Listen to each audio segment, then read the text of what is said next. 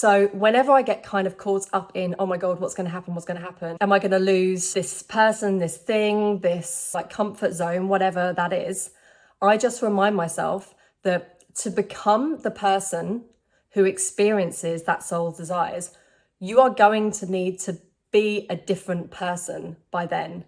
And by the time you become that different person, you are going to be able to deal with the current situation of fear that you're experiencing.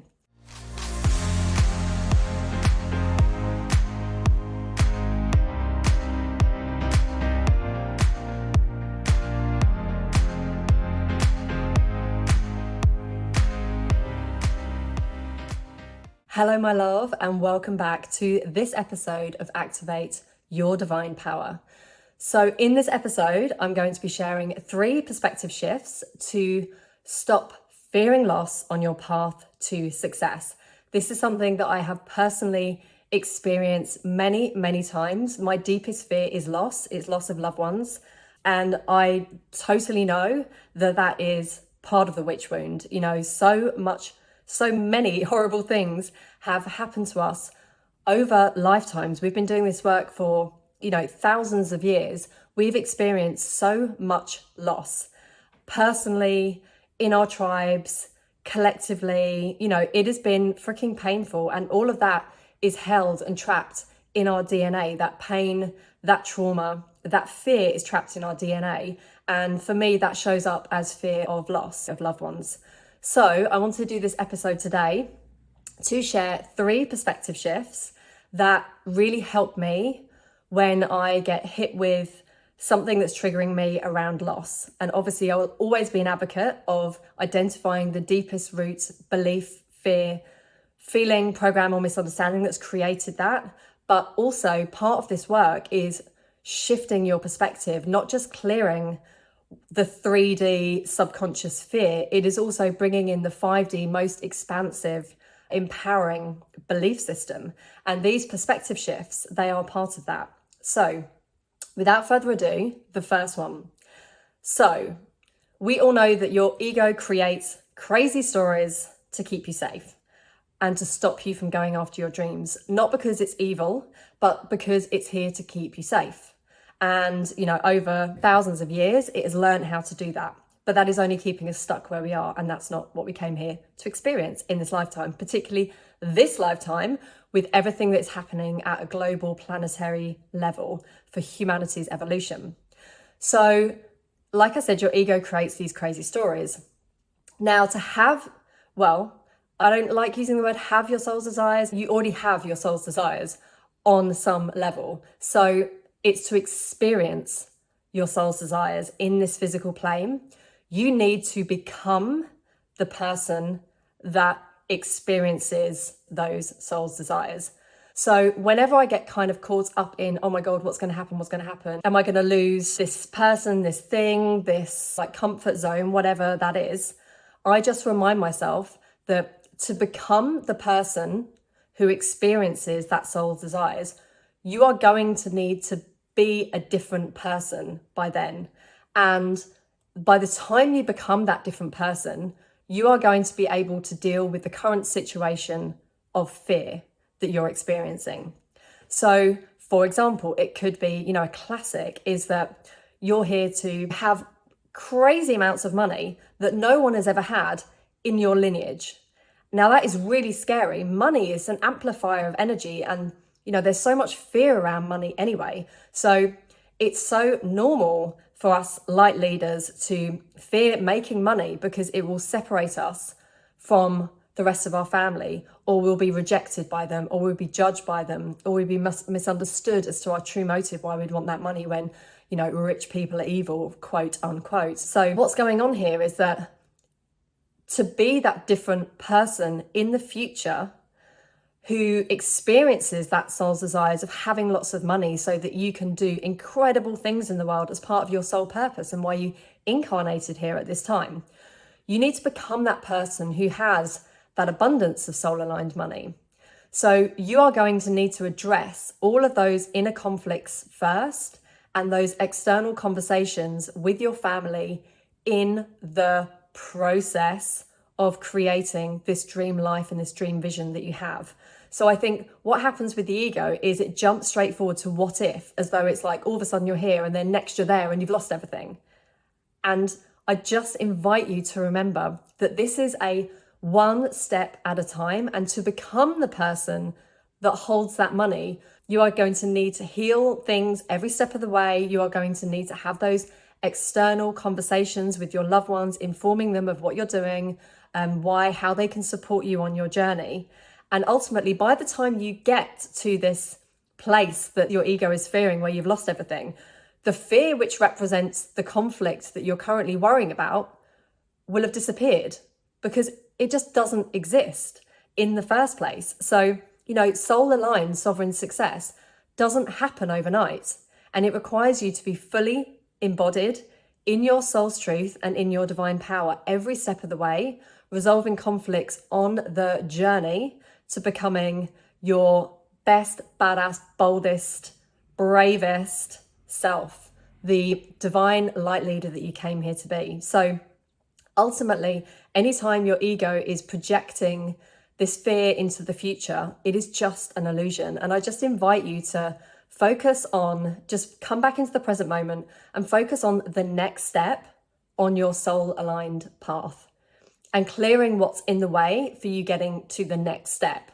Because ultimately, just one step at a time, resolving things, I have totally seen that my relationships outside of me have just gotten better and better over time, because the more I deepen into my soul's truth and my divine power, and I bring those loved ones on the journey with me, then ultimately I'm going to be able to manifest my soul's desires and experience those before I know it. And also I'm going to look around and those loved ones have been coming on the journey with me.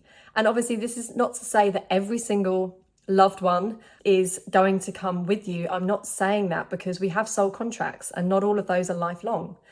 But what I'm saying is, when the ego pops up and is like, oh, if you have this success that you desire, if you manifest your soul's desires, you're going to lose everything like you did like 248 lifetimes ago, or well, for 248 lifetimes. And you can understand why it thinks that, but we're not here for that. We are here for complete rewiring of our subconscious mind and our energy from 3D to 5D. And we're here for literally taking back and owning our divine power to create our own unique world within the collective world of what we desire to experience in this lifetime, to help raise collective consciousness and evolve humanity into where we're going next, because this is a pivotal lifetime. So that is my first perspective shift. I would love to know how that lands with you. And in the meantime, let's move on to number 2. So the wise Buddha once said, you can only lose what you cling to. So I was thinking about this, and what came to me is that ultimately, if you cling to something, what does it mean? What are you saying? You're saying that you're separate from it. But if you've been on this path for a while, you will know that you're not separate from anything. We are all connected. We are all one. We are all unique sparks, divine sparks that emanate from divine source. And together we create unity consciousness. So you are never separate from anything. I'm not separate from you. I'm not separate from anything at all.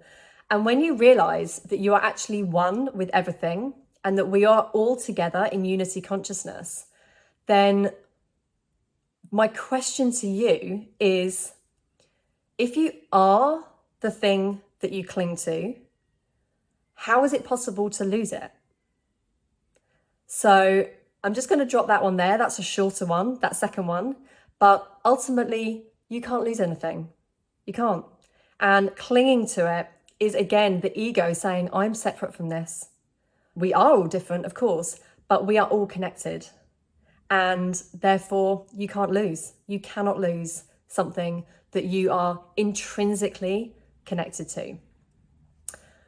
And the third, so this again comes back to the concept of time, which is something that the ego has created.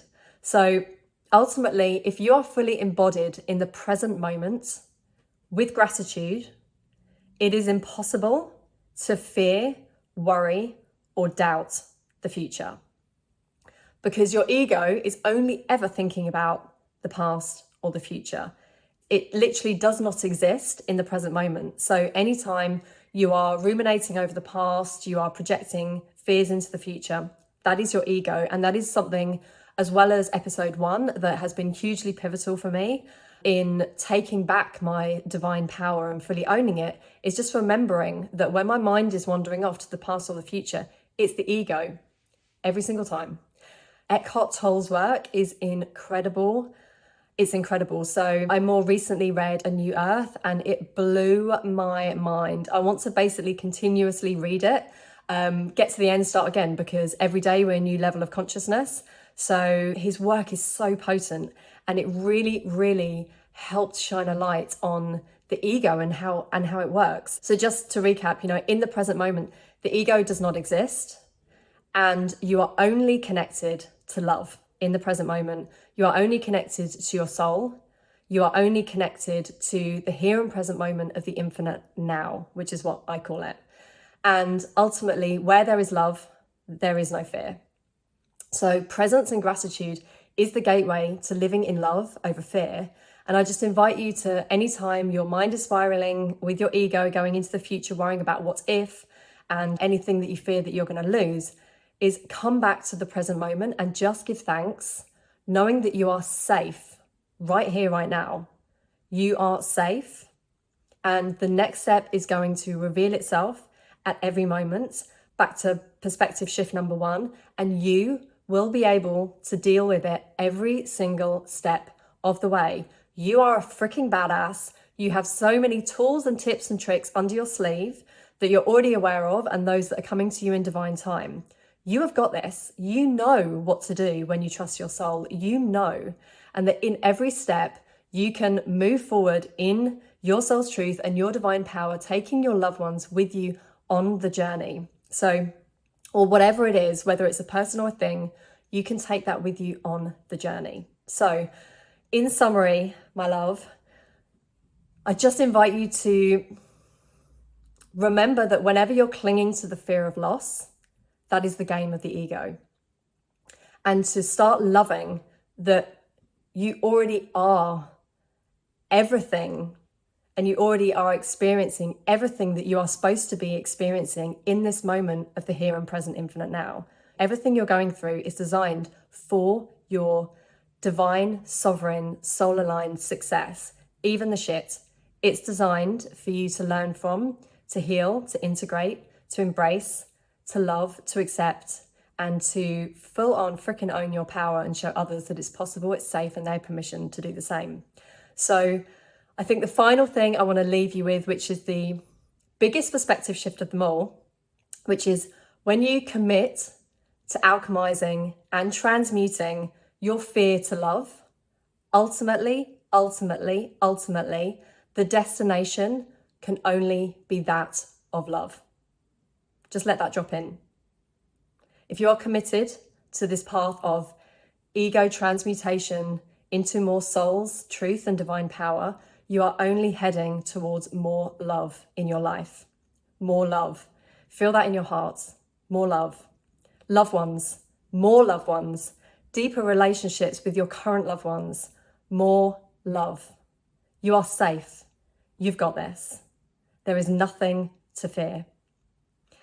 So, my love, I just want to say thank you so much for being on this journey with me as we navigate all the highs and the lows. And I just want to invite you to take whatever resonates from today and implement it if it feels aligned to do so, or leave it if it doesn't feel aligned. That is okay. That is your divine choice, my love. You came here to experience divine choice, and you get to do that on your own terms. And I'm celebrating that every step of the way. So until next time, my love, I truly am so grateful to be here. I love you so much. We've got this. We've got this. We've got this. And together we heal and rise.